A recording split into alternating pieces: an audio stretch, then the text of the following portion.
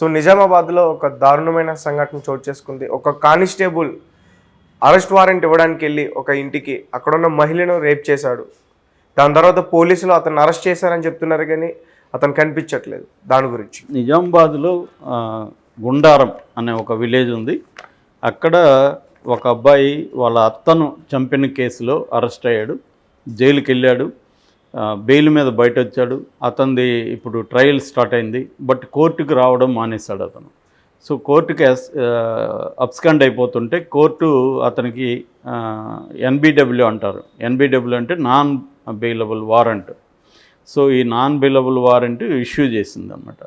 Issue చేసినప్పుడు దాన్ని serve చేయడానికి కానిస్టేబుల్ మహేష్ అని నిజామాబాద్ రూరల్ పోలీస్ స్టేషన్ నుంచి ఆ ఊరికి వెళ్ళాడు. ఊరికి వెళ్ళినప్పుడు ఆ ఇల్లు ఈ నేరం ఏదైతే చేశాడో అతను ఆ ఇల్లును వేరే వాళ్ళకి అమ్మేసి అతను ఎప్పుడో పారిపోయాడు, ఆ ఊర్లో లేడు. లేనప్పుడు ఇతను ఏం చేయాలి, మామూలుగా వెనక్కి తిరిగి రావాలి. ఇప్పుడు ఒక వ్యక్తి కోసం వెళ్ళావు, ఆ వ్యక్తి ఆ ఇంట్లో లేనప్పుడు కానిస్టేబుల్ ఏం చేయాలి, వెనక్కి తిరిగి రావాలి. కానీ ఇతను ఏం చేశాడు, ఆ ఇంట్లోపలికి వెళ్ళాడు. ఇంట్లోపలికి వెళ్ళినప్పుడు అక్కడ ఒక మైనర్ బాలిక ఉంది. సో ఇంకెవరు లేరు. అది ఒక మహారాష్ట్ర ఫ్యామిలీ ఆ ఇల్లు కొనుక్కున్నారు. తల్లిదండ్రులు ఏదో పని మీద బయటకు వెళ్ళారు, ఆ అమ్మాయి ఒకటే ఉంది.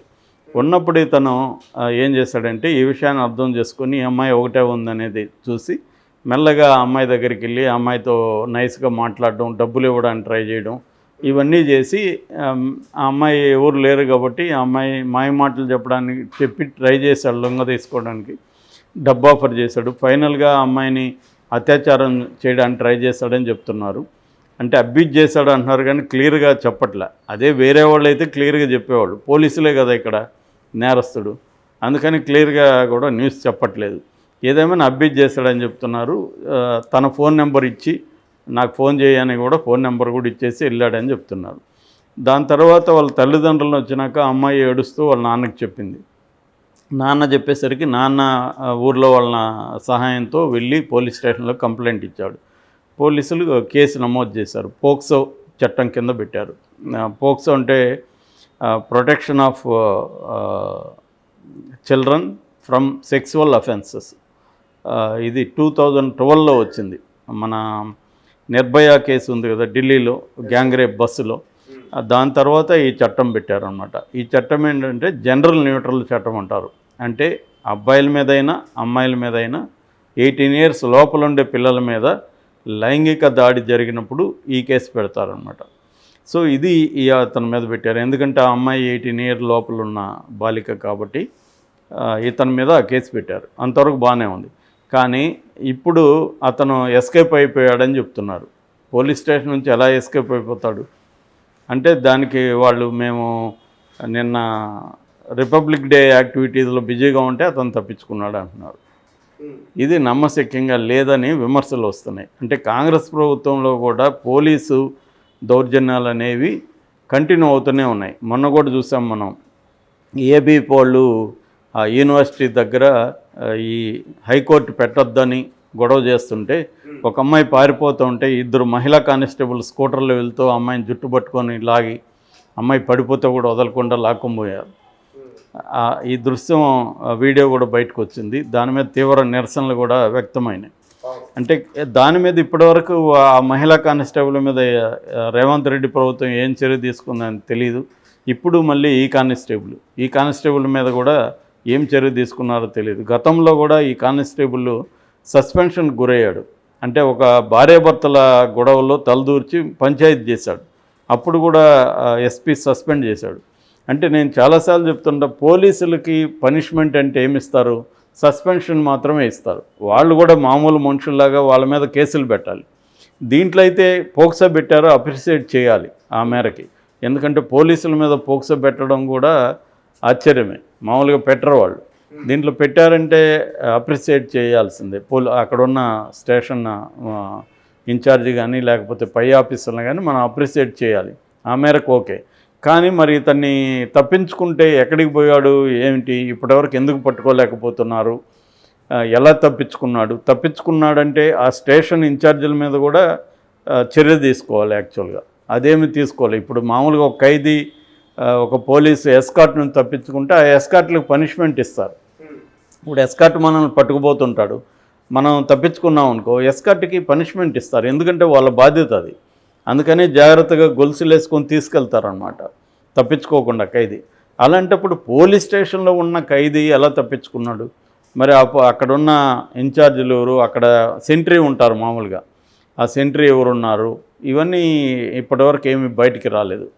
అంటే పోలీసులు ఎందుకు పదే పదే ఇలాంటి తప్పులు చేస్తారంటే, మనం చేయగలం అనేది. ఎప్పుడైనా ఎక్కువ మంది నేరాలు ఎప్పుడు చేస్తుంటారంటే ఐ కెన్ అన్నప్పుడు, అంటే నిన్ను కొట్టగలను కాబట్టి కొడతాను అన్నమాట. కొట్టలేను. సో ఇటువంటి ఎక్కువ పవర్లో ఉన్నవాళ్ళు ఎందుకు చేస్తారంటే, వాళ్ళని అడిగేవాళ్ళు ఎవరు లేరు. మహా అంటే ఇప్పుడు సస్పెండ్ చేసినప్పుడు కూడా మళ్ళీ సేమ్ స్టేషన్కి అతను డ్యూటీ ఇప్పించుకోగలిగాడు అంటే అతనికి పొలిటికల్గా ఎక్కడో పవర్ ఉంది, చేసుకోగలడు. కాబట్టి ఇప్పుడు కూడా ఎస్కేప్ అయ్యాడు. తర్వాత అతను అడ్వకేట్ ద్వారా కోర్టును మూవ్ చేసి ముందస్తు బెయిల్ తెచ్చుకుంటాడు. మామూలుగా పోక్సో చట్టం వెరీ టఫ్గా ఉంటుంది. పోక్సో చట్టంలో బెయిల్ అంత ఈజీగా రాదు. రెండోది, శిక్ష పడితే కూడా మినిమం అంటే 20 ఏళ్ళు పడుతుంది.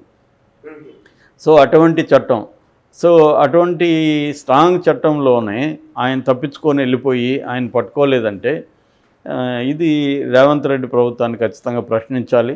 ఎందుకంటే వాళ్ళు మొన్నటి వరకు విపరీతంగా వీళ్ళ మీద, బీఆర్ఎస్ మీద విమర్శలు చేశారు. పోలీసు దౌర్జన్యాల గురించి అనేకసార్లు రేవంత్ రెడ్డి చేశాడు. తననే నైట్లో అందరు ఎదురుగా అర్ధరాత్రి వచ్చి వాళ్ళ ఇంట్లో వాళ్ళ ఎదురుగా బలవంతంగా పట్టుకొని గుంజుకెళ్ళారనేది ఆయన విమర్శలు అనేకసార్లు చేశాడు. సో అటువంటప్పుడు మరి రేవంత్ రెడ్డి ప్రభుత్వంలో ఇలాంటి వాళ్ళు చేసినప్పుడు వాళ్ళ మీద ఏం చర్యలు తీసుకుంటున్నారనేది ప్రధానమైన అంశం. అదేమి కనిపించట్లేదు. యాక్చువల్గా ఎలక్షన్ల ముందు హరగోపాలు, తర్వాత రామచంద్రమూర్తి, కోదండరామ్ వీళ్ళతో ఒక ఇంటర్వ్యూ మన రేవంత్ రెడ్డితో ఒక ఛానల్లో ఇంటర్వ్యూ చేశారు. ఆ ఇంటర్వ్యూలో హరగోపాల్ ఒక ఇంపార్టెంట్ ఆస్పెక్ట్ చెప్పాడు. అదేంటంటే, మీరు ఇప్పుడు అన్నీ బాగానే చెప్తారు, డెమోక్రసీ అంటారు, రైట్స్ అంటారు, అన్నీ ఉంటుంది. రేపు అధికారంలోకి వచ్చినాక, మీ గవర్నమెంట్ ఫామ్ అయినాక మీకు అంతకుముందు ఉన్న గవర్నమెంట్కి ఏం తేడా లేకుండా పోతుంది.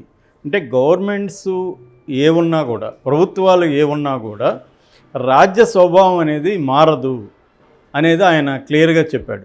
ఎందుకంటే ఆయనకి సుదీర్ఘమైన అనుభవం ఉంది. పౌర హక్కుల ఉద్యమంలో కావచ్చు, తర్వాత పొలిటికల్ సైన్స్ అంటాం, అంటే ఆయన one of the best political సైంటిస్టులు ఇన్ ఇండియా హరగోపాల్. అందువల్ల రాజ్య స్వభావం అనేది మారదు అనేది ఆయన చెప్పాడు. ఇప్పుడు మనం ఈ పోలీస్ కానిస్టేబుల్ కేసులో కానీ మనం చూస్తే అది నిజం అనిపిస్తుంది. అంటే గవర్నమెంట్స్ ఏం మారినా కూడా ఈ పోలీసు వ్యవస్థ సామాన్య ప్రజల మీద చేసే దౌర్జన్యాలకు సంబంధించి ఏమాత్రం మార్పు లేదు. ఏ గవర్నమెంట్స్ వచ్చినా, ఎక్కడొచ్చినా కూడా. ఇప్పుడు సెంట్రల్లో కాంగ్రెస్ ఉన్నప్పుడైనా, ఇప్పుడు బీజేపీ వచ్చినప్పుడైనా ఈ రాజ్య వ్యవస్థలో మార్పు లేదు. దీంట్లో మార్పు తీసుకురాకుండా కేవలం గవర్నమెంట్స్ మారినంత మాత్రాన మార్పు రాదు. ఎందుకంటే ఇప్పుడు రేవంత్ రెడ్డి అనుకున్నా కూడా, సిన్సియర్గా అనుకున్నా కూడా పోలీస్ వ్యవస్థని ఆయన సంస్కరించలేడు.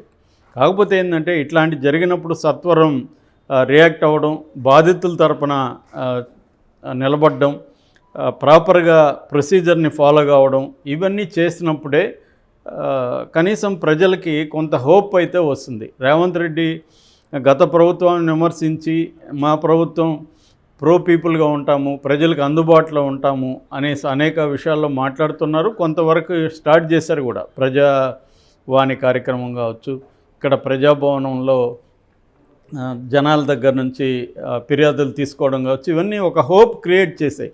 కానీ ఇటువంటి చర్యలు విఘాతం కలిగిస్తాయి. ఇందాక చెప్పిన ఆ స్కూటర్లో 2 మహిళా కానిస్టేబుళ్ళు విద్యార్థిని జుట్టు పట్టుకొని లాగడం కానీ, అటువంటి జరిగినప్పుడు వాళ్ళ మీద చర్య తీసుకొని చేస్తే ఆ పోలీసుల మీద మిగతా వాళ్ళు చేయకుండా ఉండడానికి స్కోప్ ఉంటుంది. అదొకటి. రెండవది, పోలీసులకి ట్రైనింగ్ ఇచ్చేటప్పుడే ఇట్లాంటి విషయాల్లో వాళ్ళని సెన్సిటైజ్ చేయాలి. అంటే ప్రతి చోట వైలెన్స్నే ఇప్పుడు ఉపయోగించాల్సిన అవసరం లేదు. ఇప్పుడు నిజానికి అక్కడ వైలెన్స్నే ఉపయోగించాల్సిన అవసరం లేదు. ఏబీపీ విద్యార్థులు దేనికోసం ట్రై చేస్తున్నారు? అక్కడ యూనివర్సిటీలో ఎన్విరాన్మెంట్ పాడవుతుంది అక్కడ అనేది వాళ్ళు ప్రధానంగా చెప్తున్నారు. ఎందుకంటే అక్కడ అగ్రికల్చర్ యూనివర్సిటీ ఉంది, అనేక మొక్కలు ఉన్నాయి, జంతువులు ఉన్నాయి. అక్కడ వెళ్ళి ఈ హైకోర్టు పెట్టడం ద్వారా, దాదాపు 100 ఎకరాల్లో పెట్టడం ద్వారా మొత్తం ఎకో సిస్టమ్ అక్కడ ధ్వంసం అవుతుంది అనేది వాళ్ళ పాయింట్.